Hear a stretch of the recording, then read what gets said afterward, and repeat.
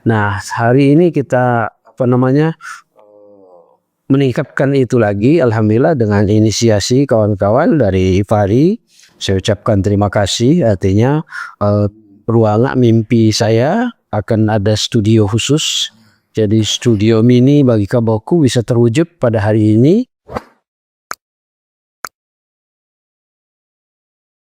Assalamualaikum warahmatullahi wabarakatuh. Selamat datang ini di podcast Ngopi Betuah. Ini adalah podcast perdana di kantor Kementerian Agama Kabupaten Ogan Komering Ulu.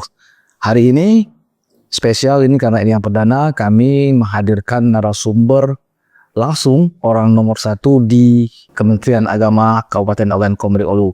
Di sebelah saya sudah siap ini Bapak Dr. Haji Muhammad Ali MPDI. Assalamualaikum. Waalaikumsalam. Tadi kita barusan selesai acara kegiatan dialog moderasi beragama, dan yang akan kita bincangkan ini Pak tidak jauh-jauh dari hal tersebut, karena masyarakat perlu tahu nih apa yang dimaksud dengan moderasi beragama. Cuma sebelum kita masuk ke situ Pak, bisa Pak spill sedikit Pak mengenai, ya mungkin kan banyak masyarakat yang tidak tahu nih tupoksi Kemenak itu apa saja sih sebenarnya. Bisa dijelaskan sedikit aja Mas ya. Jadi Kementerian Agama itu kan merupakan instansi pemerintah. Jadi pemerintah membantu, kalau di tingkat pusat kan membantu presiden dalam pembinaan dalam kehidupan umat beragama. Nah juga di kabupaten juga membantu Kakanwil dalam rangka pembinaan kehidupan umat beragama di kabupaten. Jadi mulai dari kerukunan umat beragama, tentang haji dan umroh, tentang pendidikan. Jadi secara luas, dan juga ya tata kelola kantoran sendiri juga, pernikahan, pelayanan ya, wakaf ya. Jadi itu di bimbingan masyarakat Islam. Oke. Ya di bidang bimbingan masyarakat Islam ya, pernikahan di KUA, kemudian wakaf, zakat, kan, kemudian ibadah-ibadah sosial, kemudian hari-hari besar Islam, kan, HDI, dan termasuk juga layanan halal, kan, produk bimbingan produk halal, sertifikasi halal dan sebagainya. Kemudian pendidikan kita juga kan ada pendidikan agama di sekolah umum, pendidikan agama di madrasah, kemudian juga pendidikan keagamaan ya. Jadi kalau keagamaan Islam pondok pesantren, majelis taklim, diniyah, pendidikan Al-Quran, kan. Ada juga yang di Kristen, di Katolik, pendidikan sekolah minggu, kan. Jadi semua mencakup ya. Kecuali cerai Pak ya. Cerai di pengadilan agama. Nah ini banyak salah paham ini Pak. Banyak orang yang di desa-desa kalau mau cerai datang ke KUA. Nah mohon diberi penjelasan sedikit Pak. Iya. Pak. Jadi sesuai dengan Undang-Undang nomor 1 tahun 74 dulu kan. Jadi ada nikah, rujuk, dan perceraian. Nah sejak kemudian peradilan semuanya kan kumpul di bawah Mahkamah Agung. Jadi otomatis peradilan agama keluar dari Kementerian Agama dan bergabung di bawah Mahkamah Agung. Jadi kewenangan untuk perceraian itu ada di peradilan agama. Jadi tetapi masih ada koneksinya dengan kita. Jadi sebelum perceraian itu kan ada penasehatan. Oke. Ada konsultasi tentang perkawinan, yaitu di kita di KUA. Jadi pembinaan, penasehatan perkawinan di situ, pencegahan ya. Mencegah kalau bisa sedemikian rupa jangan sampailah terwujudnya sampai perceraian itu. Nah kalau memang tidak bisa lagi dirukunkan, didamaikan, baru ke pengadilan agama. Silakan, ranahnya di situ. Kemudian ketika misalnya cerai, terbit surat cerai gitu kan, tiba-tiba besok lusa mau rujuk lagi. Nah masih ke KUA lagi untuk rujuk, kemudian pengantar ke pengadilan, setelah kemudian ke pengadilan lagi bisa buku nikah tadi. Oke, artinya ada peran KUA di situ dalam hal rekomendasi mungkin ya. Iya, oke, administrasi ya. Oke, salah satu dari sekian banyak tupoksi kantor Kementerian Agama ini kan ya, salah satunya yang lebih luas dalam urusan masyarakat itu kan adalah menjaga moderasi beragama ini Pak. Ya, ini kan sebuah kata yang sering kedengar, yang familiar di tengah masyarakat. Tapi mungkin sebagian masyarakat belum banyak tahu apa sih definisi moderasi itu sendiri di versi Kemenak. Ya, jadi sebenarnya moderasi itu bukan hal baru ya. Jadi di dalam agama kita juga kan begitu dari awal kan Rasulullah menyampaikan dalam agama ini, dalam Al-Quran, bahwa hendaklah kita ini menjadi rahmat bagi sekalian alam, rahmatan lil alamin. Kemudian Rasul juga menunjukkan bagaimana hidup beragama ketika di Madinah begitu. Jadi Islam, Yahudi, Nasrani berdampingan dengan artinya ibadah melaksanakan masing-masing, bebas melaksanakan ibadah masing-masing, tapi dalam bermuamalah, dalam kehidupan bertolong-tolongan biasa, tetapi tidak mengganggu menyangkut masalah akidah. Jadi moderasi itu adalah cara pandang ya, sikap dan perilaku bagaimana yang dianut dan dipraktekkan dalam kehidupan kita bermasyarakat, berbangsa, beragama dalam harmoni ya, harmoni beragama. Jadi artinya ketika berkehidupan menampilkan sikap yang moderat. Sikap yang moderat itu artinya kan tidak ke kanan, tidak ke kiri, ada garis keras begitu kan, ada yang konservatif ya, tapi kita menampilkan sikap yang moderat, artinya mampu menghargai keberadaan saudara kita yang lain, jadi saling menghargai, saling mengayomi ya. Jadi itu diantaranya moderasi beragama itu. Jadi moderasi itu bukan hanya melulu berkisar antar agama kali ya Pak ya? Ya. Ke intraagama juga itu ditekankan. Iya sama. Oke, jadi ini menjadi isu penting nih mungkin bagi Kemenak yang terus digalakkan gitu. Iya, jadi Kemenak kan menggalakkan itu, bahkan sampai terbit buku saku moderasi begitu kan. Ada beberapa indikator dalam hal kita hidup bermoderasi itu. Bagaimana komitmen kebangsaan kita, kemudian bagaimana toleransi yang kita bangun kan, kemudian juga kita menampilkan sikap yang damai, anti kekerasan begitu kan, dan juga termasuk akomodatif dengan budaya-budaya lokal gitu. Oke, artinya ini berkaitan erat dengan fungsi penyuluh kali ya untuk menyampaikan ini kepada umat. Iya, jadi penyuluh agama itu adalah merupakan agen perubahan, agen kerukunan. Oke. Nah, jadi IFARI itu Ikatan Penyuluh Agama Republik Indonesia. Di situ kan mewadahi penyuluh berbagai agama, dari Islam, Kristen, Katolik, Hindu, Buddha. Nah, ini menjadi agen. Jadi di samping kalau di atas itu tokoh-tokohnya ya, di dalam FKUB, Forum Kerukunan Umat Beragama, jadi diwakili dari setiap agama di situ ada. Kemudian ya ke bawah nanti ada FKUB Muda, kemudian juga ada penyuluh dari setiap lintas agama. Jadi melakukan pencerahan kepada umat. Jadi dengan harapan itu kita harapkan umat beragama itu selalu rukun, damai seperti yang kita harapkan, dan termasuk Sumatera Selatan dan Oku termasuk salah satu wilayah yang zero konflik yang terjaga dengan baik. Alhamdulillah sampai hari ini disebut dengan zero konflik, artinya tidak ada masalah-masalah yang mencuat tentang masalah di tengah masyarakat, baik itu kehidupan umat beragama maupun yang lain. Nah, oke Pak, ini perlu dijelaskan kembali pada publik Pak ya. Penguatan moderasi beragama ini kan salah satu tugas juga bagi penyuluh. Sementara kita tahu kan kebanyakan penyuluh ini kan mayoritas dari kalangan Muslim nih. Ya. Nah, kenapa nih Pak tidak ada penyuluh Hindu, tidak ada penyuluh Buddha? Kalaupun ada kan paling Katolik tuh. Kristen, belum tahu ada atau tidak. Nah, itu apa jawaban Bapak kira-kira Pak? Kita kan di Kementerian Agama itu ada Direktorat Jenderal masing-masing.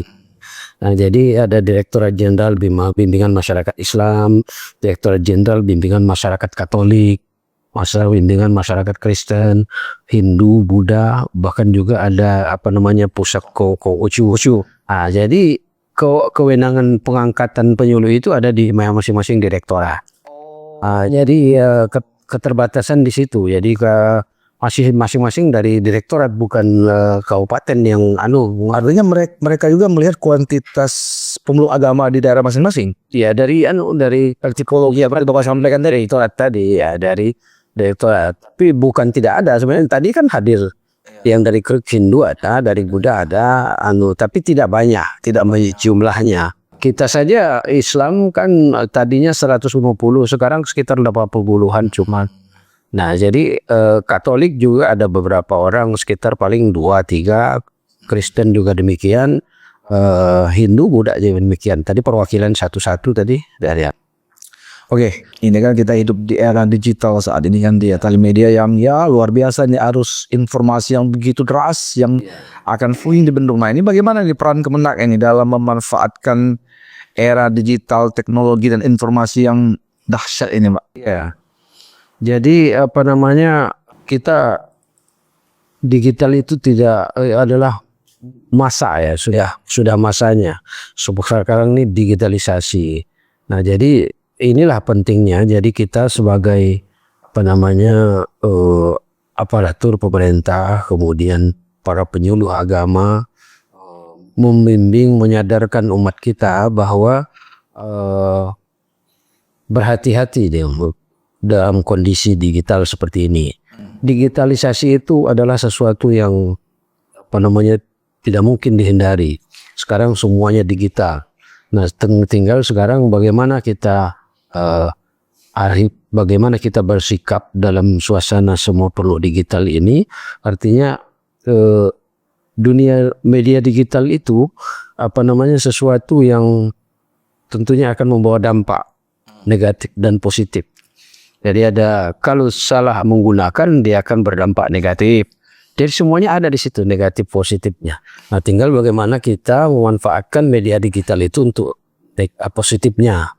Jadi termasuk juga pencerahan kepada masyarakat kita agar melihat arif ya, dengan menyikapi bagaimana bijak kita dalam bermedia sosial. Banyak sekarang kita nyaksikan terakhir baru di bulan Agustus tadi kan, bagaimana pengaruh media sosial bisa menggiring massa, bisa menggiring massa. Nah, sekarang kita sebagai jajaran Kementerian Agama, kemudian penyuluh agama, mengajak kita masyarakat kita agar tidak mudah terprovokasi dengan itu. Jadi kalau ada misalnya konten-konten yang masuk di grup di WA kita, diperhatikan dulu. Jadi diperhatikan ini sumbernya dari mana dan dampaknya bagaimana. Artinya kalau dalam selalu yang kita dengungkan di jajaran humas kita, saring sebelum sharing. Jadi pelajari dulu sebelum diteruskan kepada orang lain. Nanti bisa saja berdampak misalnya kericuhan sosial, dan juga bisa berdampak negatif kalau kepada yang bersangkutan. Kalau misalnya hal itu tidak pas, nanti bisa jadi fitnah. Ya. Nah, jadi fitnah, jadi kita sendiri bisa saja nanti bukan tidak mungkin akan berurusan dengan hukum. Nah, jadi kita tidak ingin jajaran kita dan masyarakat kita berurusan dengan hal itu. Artinya bijak dalam hal ini. Jadi di satu sisi ada dampak negatif, tapi juga di sisi lain media sosial, dunia digital ini tentu bermanfaat sekali untuk kita. Jadi media digital ini bisa bermanfaat ya, seperti sekarang ini. Ya, kita lakukan podcast ini untuk menyebarluaskan bagaimana pesan-pesan agama bisa dimanfaatkan penyuluh agama melalui Hifari dengan Kabuku TV. Jadi YouTube Kementerian Agama Kabupaten Oku, Kabuku TV. Jadi ini bisa dimaksimalkan, artinya pesan-pesan agama, pesan-pesan kerukunan itu bisa menyentuh lebih luas kepada masyarakat kita. Nah, harapan terbesar Bapak dengan adanya studio ya yang cukup representatif walaupun baru perdana ini kan, apa nih harapan terbesar Pak Ali terhadap keberadaan studio podcastnya Kemenak Oku ini? Ya, kita sekarang sebagai instansi Kementerian Agama itu sebagai instansi modern ya. Jadi kita juga harus mengikuti perkembangan zaman dan tidak boleh ketinggalan zaman. Artinya dengan undang-undang keterbukaan publik kita berusaha sedikit demi sedikit terus berupaya menjadi lebih baik. Ketika kemarin pertama kita lakukan pembenahan PTSP. Jadi PTSP itu dengan PPID kita gabung menjadi satu di bagian depan. Sebagaimana Anda lihat dan kita saksikan bersama, dengan harapan apabila itu mempercepat pelayanan. Jadi kita harapkan pelayanan itu cukup di ruang itu saja. Jadi ketika ada butuh nanti kebijakan dari atas, dari kasih misalnya nanti bisa tinggal sedikit saja. Jadi tentuan upaya pelayanan itu selesai kalau bisa di PTSP. Nah, masuk dari situ kita meningkat lagi dengan pelayanan-pelayanan yang lain. Semuanya alhamdulillah ya kita bisa mengaktifkan Kabuku TV berupa YouTube, artinya kegiatan-kegiatan Kemenak Oku bisa dipublikasi di situ. Kemudian masyarakat juga bisa melihat bagaimana aktivitas Kementerian Agama Kabupaten Oku, bagaimana pelayanan dengan masyarakat melalui website juga bisa diukur. Kemudian pengaduan Dumas secara online juga bisa. Nah, hari ini kita meningkatkan itu lagi, alhamdulillah dengan inisiasi kawan-kawan dari IFARI. Saya ucapkan terima kasih. Artinya ruangan mimpi saya akan ada studio khusus. Jadi studio mini bagi Kabuku bisa terwujud pada hari ini dengan adanya studio mini, ruang podcast kita pada hari ini. Ini kita jadikan studio mini, studio bagi Kabuku TV dan juga tempat syiar penyuluhan bagi IFARI. Jadi dalam satu minggu minimal lah paling tidak ada satu kali misalnya mimbar IFARI ada di sini. Bisa dari Islam, bisa juga dari agama yang lain, sehingga mencuat dan kita publikasikan melalui Kabuku TV. Ya, artinya Pak Kakan juga mempersilakan kepada para staf maupun kepada para penyuluh dan segenap jajaran Kemenak yang ingin berkreasi menggunakan studio ini ya Pak. Bapak terbuka nih? Iya. Artinya dengan tentunya dimotori ya nanti pengelola, pengelola. Jadi yang mengelola tempat ini, ruangan ini dalam kontribusi siarannya adalah pihak dari Humas tim IT kita. Jadi dari Kabuku TV juga dengan IFARI. IFARI silahkan berkarya. Bila perlu misalnya setiap hari ada hasil pembahasan ada misalnya podcast di sini boleh.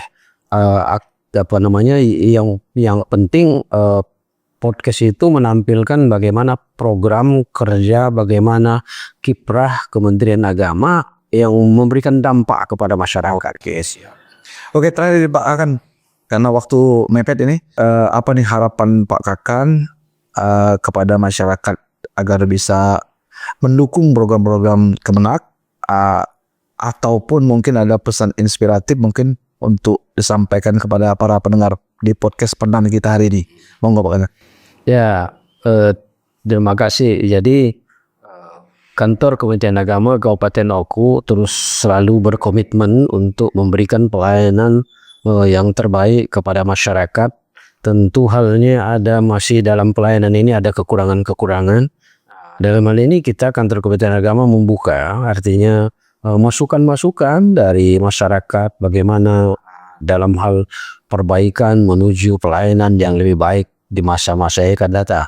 Dan program-program yang kita luncurkan, kegiatan yang sifatnya semua berterus dari atas, dari pusat ke kantor wilayah. Kemudian kita juga di pelayanan di KUA, di madrasah juga tentunya kita harapkan memberikan dampak kepuasan kepada masyarakat. Di kantor kita juga kita siapkan itu di PTSP ada 2 barcode. Barcode pertama itu buku tamu digital, jadi begitu daftar yang masuk buku tamu. Kemudian yang kedua ketika selesai menerima layanan, scan barcode yang kedua dalam rangka untuk mengukur indeks kepuasan. Jadi setiap yang menerima layanan kita silahkan scan barcode dan tuangkan di sana bagaimana dia dilayani di di kantor Kementerian Agama Kabupaten Oku. Jadi tujuan kita adalah semaksimal mungkin memberikan layanan yang terbaik kepada masyarakat. Oke. Mungkin cukup Pak Kakan. Ya. Terima kasih nih atas waktunya telah menyampaikan banyak informasi mengenai tupoksi Kemenak sendiri, mengenai moderasi beragama, dan mengenai lingkungan kantor ini sendiri. Mudah-mudahan sesuai dengan pesan Pak Kakan tadi, insya Allah ini mungkin akan dimanfaatkan oleh rekan-rekan di kantor ini dan rekan-rekan IPARI, dan jangan berhenti untuk mensupport kami. Iya. Jadi silahkan berkarya, IPARI, kemudian nanti bisa juga APRI, Bapak di sini bisa juga Pok Jawas, pengawas agama nanti. Tapi tim yang nanti bisa dari Humas, bisa juga dari IPARI, wawancara dan lain sebagainya. Oke, sekali lagi kita cukupkan sampai di sini dan sampai jumpa kita di episode podcast Ngopi Betuah episode berikutnya. Kami akhiri dengan ucapan wabillahi taufiq wal hidayah. Assalamualaikum warahmatullahi wabarakatuh. Salam sejahtera. Waalaikumsalam.